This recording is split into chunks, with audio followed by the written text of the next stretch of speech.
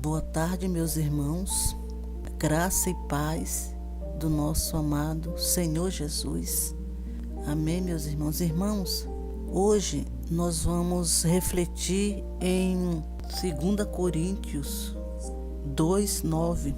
Lá diz o seguinte: E disse-me, a minha graça te basta, porque o meu poder se aperfeiçoa na fraqueza. De boa vontade, pois, me gloriarei nas minhas fraquezas, para que em mim habite o poder de Cristo. Irmãos, nessa passagem, Paulo está pedindo a Deus, no versículo 8, ele está pedindo a Deus para Deus remover um espinho na carne que incomodava muito, que fazia Paulo sofrer. Ele pediu a Deus por 3 vezes que removesse esse espinho da carne dele.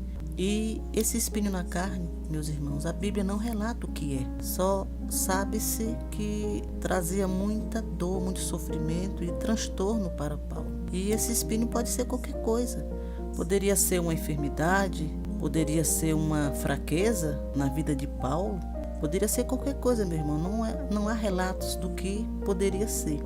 Mas, meus irmãos, essa passagem de 2 Coríntios 12:9, Paulo nos lembra que a graça de Deus é o suficiente para nós e que o poder de Deus se aperfeiçoa na fraqueza. Isso significa que quando reconhecemos a nossa fraqueza e dependência de Deus, Ele nos capacita, nos fortalece para enfrentar qualquer fraqueza. Não precisamos temer, pois é justamente nelas que Deus pode agir poderosamente. Nós, meus amados, como mortais, nascemos frágeis, dependentes e imperfeitos. Sofremos, enfrentamos fome, fadiga, sede, vivenciamos emoções humanas como raiva, tristeza, medo, alegrias.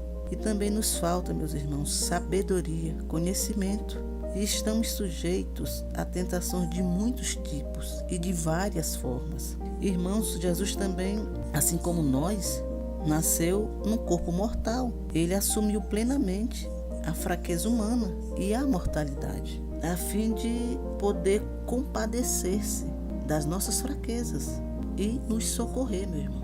Quem melhor do que Jesus pode fazer isso? Se ele viveu, se ele sentiu na pele o que é a fraqueza de um ser humano. Sendo assim, contamos com Jesus em momentos de fraqueza, porque Ele entende, Ele compreende as limitações e fraquezas de um corpo mortal. Como seres humanos, nós nos deparamos, meus irmãos, diante das nossas fraquezas diariamente. Só que ser fraco em alguma área da nossa vida não é pecado. Pecado só se torna real quando não dominamos as nossas fraquezas. Aí sim, surge o pecado e ele se torna real na nossa vida, no nosso dia a dia. E todo ser humano, meus irmãos, sabe qual é a sua fraqueza. Nós sabemos exatamente quais são as nossas fraquezas. Nossas fraquezas podem ser álcool, droga, fofoca, falar demais, infidelidade, pessimismo, arrogância, preguiça, trapaça, enfim. Pode ser vários, meus irmãos. Aqui são apenas alguns exemplos. Todo ser humano sabe o seu ponto fraco. Então, é necessário dominarmos nossas fraquezas para que não se torne um vício sem controle e venha trazer dor, tristeza, desespero e perdas, meus irmãos.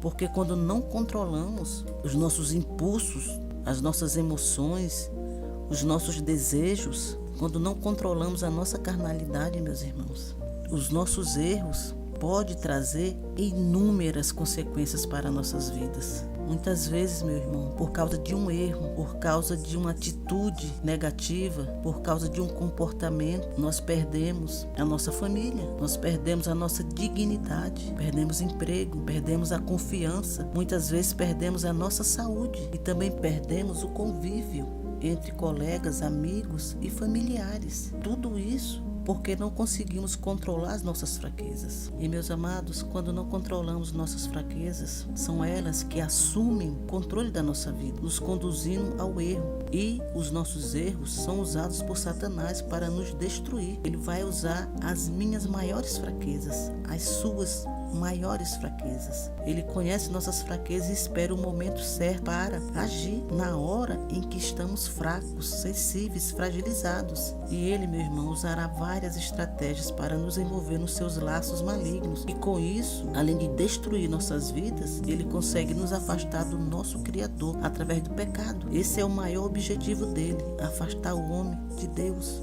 Então, meus amados, precisamos controlar as nossas fraquezas, os nossos impulsos, os nossos desejos, para que não tragam danos, prejuízos permanentes para nossas vidas e para as pessoas ao nosso redor. Isso é muito sério, é muito grave. Um exemplo, uma pessoa que tem a fraqueza de roubar, ela vai, se organiza com um grupo, rouba um banco, rouba um shopping, não sei, sai roubando e de repente ela é presa, porque foi pega, furtando. Ela vai ter a vida destruída porque ela vai ser presa, ela vai ser privada da presença dos familiares, dos amigos, dos conhecidos. Se tiver emprego, ela vai perder o emprego. Muitas vezes perde a família. Enfim, perde tudo. Perde a dignidade, a confiança, perde tudo, totalmente tudo. Porque ela não controlou esse impulso, essa fraqueza dela. Fraquezas são várias coisas. Então nós temos que ter consciência das nossas fraquezas e controlá-las com a ajuda do Espírito Santo de Deus, porque sozinho nós não podemos controlar nossos impulsos, os nossos desejos, a nossa vontade, a nossa carnalidade. Sozinhos, meus irmãos, nós não conseguimos. Só a intervenção do Espírito Santo para controlar a nossa carnalidade, para que elas não nos dominem e não sejam usadas por Satanás. Então, meus irmãos, a Bíblia ela nos alerta para vigiar. O diabo é nosso inimigo e anda ao nosso derredor, bramando como leão, procurando a quem possa tragar. Isso está em 1